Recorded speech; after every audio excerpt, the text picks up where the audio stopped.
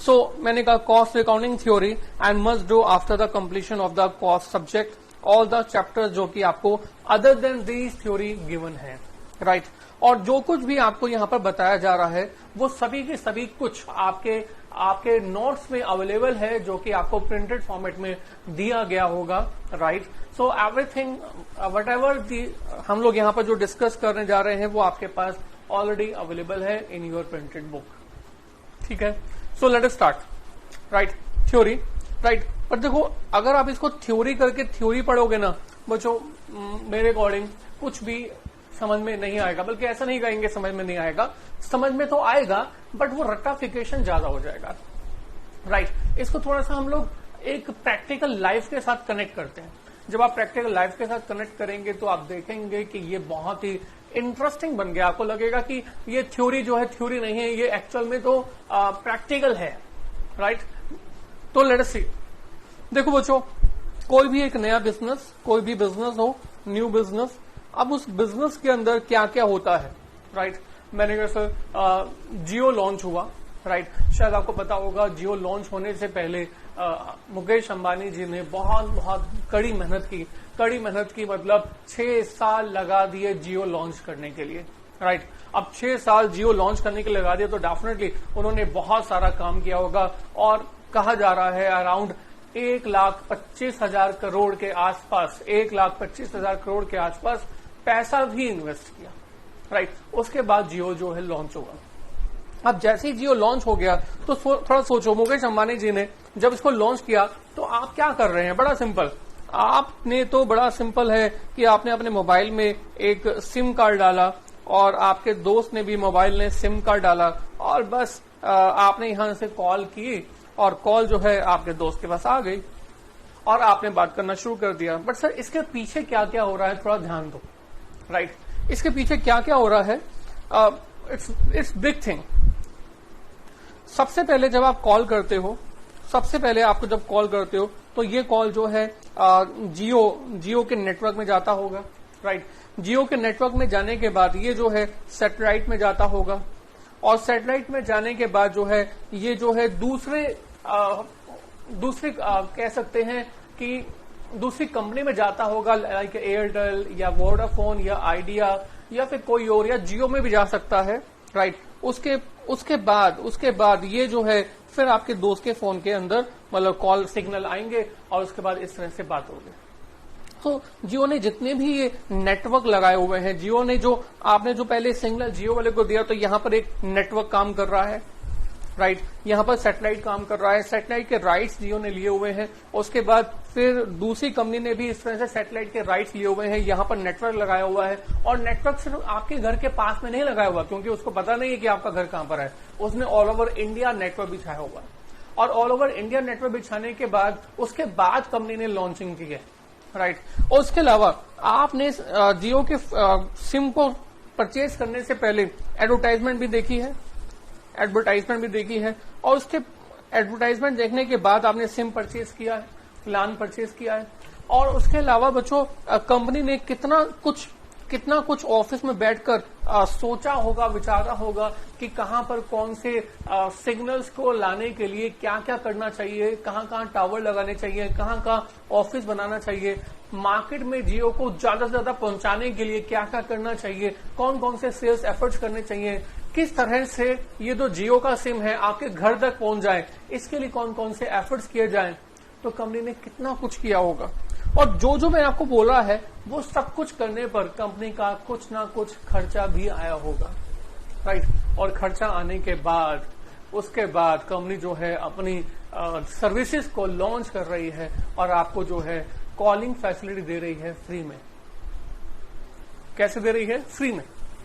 और कह रही है कि कॉलिंग फैसिलिटी अनलिमिटेड, मतलब हमेशा के लिए फ्री है, राइट। मैं जो है जियो की किसी भी तरह से एडवर्टाइजमेंट नहीं कर रहा हूं, कंपनी कह रही है कि फ्री है हमेशा के लिए। तो वो कमाई कहां से कर रही है? वो कहती है हम आपसे जो पैसा लेंगे वो किसका लेंगे? डेटा का। अब डेटा का पैसा लेंगे, उन्होंने बोल तो दिया पर बोलने के पीछे उन्होंने बहुत सारी कैलकुलेशंस की होंगी, बहुत सारे सवाल होंगे जो कि उन्होंने पहले से सोच के रखे होंगे। राइट, और उन सवालों के जवाब भी पहले से निकाल लिए होंगे, राइट। बहुत सारा एक्सपेंस का जो डेटा है उन्होंने कलेक्ट किया होगा कि उनका एक्सपेंस कहां कहां पर खर्च होने वाला है, राइट। तो ये सब कुछ जो मैं आपको बोल रहा हूं वो सभी के सभी एक्सपेंसेस का एस्टिमेशन करना, कॉस्ट डिफरेंट प्लेसेस पर ले गए आना, उसके बाद कॉस्ट की कैलकुलेट करना, ये कोई आसान काम नहीं है और ये फाइनेंशियल अकाउंटिंग में भी नहीं किया जाता है। कहां पर किया जाएगा? यस, कॉस्ट अकाउंटिंग में, राइट। कॉस्ट अकाउंटिंग में हम लोग कॉस्ट की कैलकुलेशंस करते हैं on the predetermined basis. Jio की सर्विसेज लॉन्च भी नहीं हुई, उसके पहले से ही बता दिया गया कि हम जो जियो के डेटा के इतने पैसे चार्ज करेंगे, राइट। अच्छा, छोड़ो जियो। मैंने कहा सर आप जो है कोई एक शर्ट परचेज करते हो, ठीक है। आपके पास शर्ट जो है वो पैकिंग एक बॉक्स में आती है, राइट।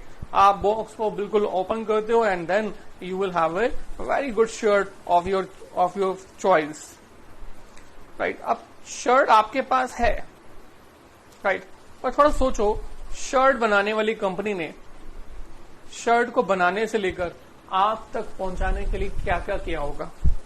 शर्ट बनाने वाली कंपनी ने नो डाउट, बड़ा सिंपल सा एग्जांपल, एक फैक्ट्री लगाई होगी, राइट।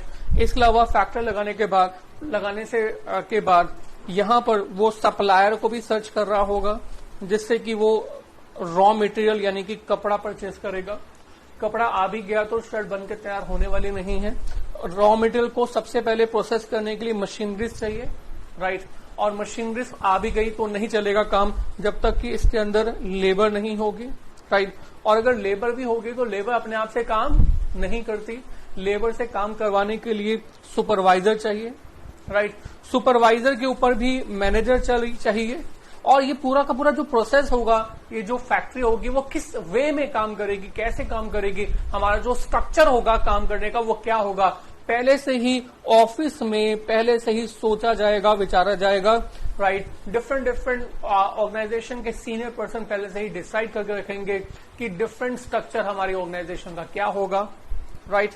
अच्छा, इसके बाद मशीनरी आ गई, लेबर आ गई, उसके बाद इलेक्ट्रिसिटी यूज हुई, उसके बाद शर्ट बन के तैयार भी हो गई, पर शर्ट बन के तैयार होने के बाद पैकिंग भी किया जाएगा, और पैकिंग भी हो गई। अब पैकिंग होके तैयार होती जा रही है, राइट, बट अभी बिकी नहीं है। बेचने के लिए एक सेल्स डिपार्टमेंट भी चाहिए जो कि एडवर्टाइजमेंट करेगा, डिफरेंट पर्सन को ही बताएगा कि क्यों आपकी ही शर्ट परचेज करनी चाहिए। मार्केट में ढेरों शर्ट्स हैं तो वो क्यों नहीं परचेज करें।